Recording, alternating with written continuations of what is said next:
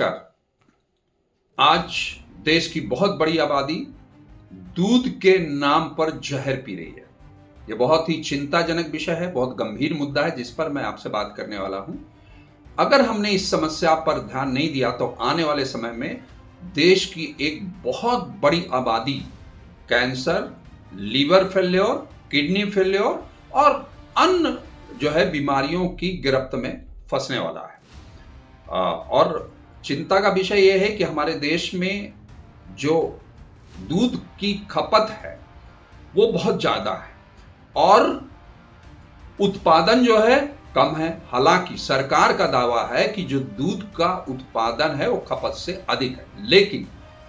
सवाल ये है कि जब देश में जो पशुओं की संख्या है, दूध देने वाले पशुओं की संख्या है, अगर वो कम हो रही है या कम है तो दूध का उत्पादन अधिक कैसे हो सकता है?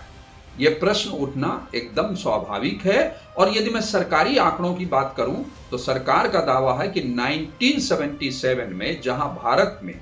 प्रति व्यक्ति दूध का प्रयोग 114 ग्राम होता था, वहीं 2022 में बढ़ के 477 ग्राम प्रति व्यक्ति हो गया और 2023 में और अधिक बढ़ोतरी हुई और यह प्रतिशत 24% तक बढ़ोतरी उसमें दर्ज की गई। कहने का मतलब सरकार का तो दावा है कि दूध का उत्पादन बढ़ रहा है। चलिए यह मान भी लिया जाए कि देश में दूध का उत्पादन बढ़ रहा है, तो सबसे बड़ा सवाल यह है कि आखिरकार दूध में इतनी अधिक मात्रा में मिलावट की आवश्यकता क्या है? क्यों देश के विभिन्न भागों में दूध और दूध से बने उत्पादों में बहुत ही गंभीर तरीके से मिलावट की जा रही है? अभी देखा जाए तो बुलंदशहर में अभी हाल में एक ऐसी फैक्ट्री पकड़ी गई जिसमें दूध, पनीर और घी में नकली तरीके से उन्हें बनाया जाता था। नकली से तात्पर्य हो गया कि उसमें मिलावट की जा रही थी और किस तरीके के पदार्थों की मिलावट की जाती है वो भी बहुत ही गंभीर विषय है जो समझने की आवश्यकता है। देखिए मिलावट दो उद्देश्यों से की जाती है। एक तो यह है कि हम सोचते हैं कि दूध है, दूध में सबसे ज्यादा जो मिलावट की जाती होगी पानी की, लेकिन आपको ये जान के आश्चर्य होगा कि पानी की मिलावट तो दूध में की जाती है दूध की मात्रा बढ़ाने के लिए, लेकिन दूसरा जो तरीका अपनाया जाता है मिलावट का वो है इसमें रासायनिक पदार्थ जैसे यूरिया, डिटर्जेंट, फार्मेलिन, ग्लूकोज और कई अन्य पदार्थ इसमें मिलाए जाते हैं दूध को गाढ़ा करने के लिए, पनीर की मात्रा बढ़ाने के लिए, घी की मात्रा बढ़ाने के लिए। इस तरीके से मिलावट जो की जाती है और ये ऐसे देखिए रासायनिक पदार्थ हैं, मतलब WHO की एक असेसमेंट रिपोर्ट भी कहती है कि हर साल लगभग 60 करोड़ लोग खाद्य सामग्री में रासायनिक पदार्थों के मिलाए जाने से बीमार होते हैं और उसमें जो सबसे अधिक संख्या है वो दूध में मिलावट से बीमार होने वाले लोगों की है। और WHO की एक असेसमेंट रिपोर्ट ये भी कहती है कि आने वाले समय में अगर दूध में मिलावट, घी में मिलावट, पनीर में मिलावट या दूध से बने अन्य उत्पादों में मिलावट को बंद नहीं किया गया तो आने वाले समय में ना केवल कैंसर बल्कि लीवर डैमेज होना, लीवर का फेल्योर होना, किडनी का फेल्योर होना, प्रोस्टेट कैंसर का बढ़ना और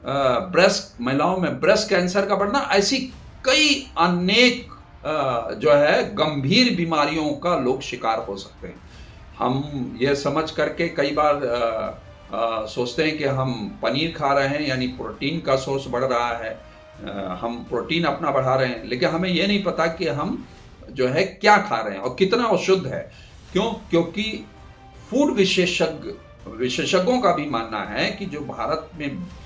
दूध और दूध से बनाए जाने वाले जो उत्पाद हैं उनमें 60% से लेकर के 70% तक जो उत्पाद हैं वो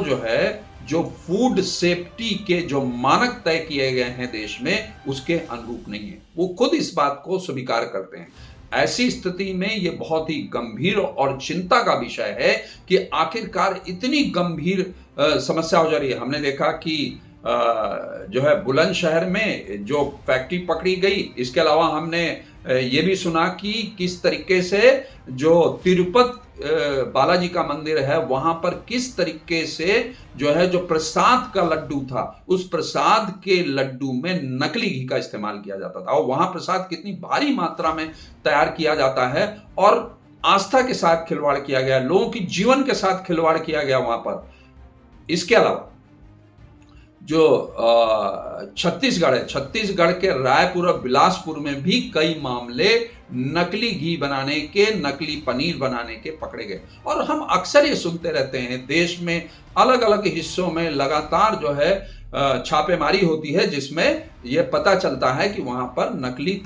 वो जो है गलत तरीके से जो है दूध में, पनीर में या अन्य उत्पाद में वो मिलावट की जा रही है। तो ये किसी से छिपा नहीं है। तो अगर ये सब हो रहा है तो सवाल ये है कि दूध का उत्पादन कैसे अधिक हो रहा है। क्या वास्तव में वो दूध जो उपयोगी है, जो शुद्ध है, प्यूरिफाइड है, वो उसका उत्पादन बढ़ रहा है या जो कंटेमिनेटेड मिल्क है, जो मिलावटी दूध है, उसका उत्पादन बढ़ रहा है। यही कारण है कि जो बहुत सारे जो स्वास्थ्य को लेकर के काफ़ी कॉशियस लोग हैं, बहुत सावधानी बरतने वाले लोग हैं, वो मिल्क प्रोडक्ट्स का जो इस्तेमाल है या मावा से बनी चीज़ों का जो इस्तेमाल है, उसका प्रयोग जो है बहुत सोच समझ कर करते हैं या बिल्कुल नहीं करते हैं। तो ऐसी स्थिति में ये सोचने की आवश्यकता है कि अगर इस गंभीर समस्या पर जो है सामाजिक स्तर पर, सरकार के स्तर पर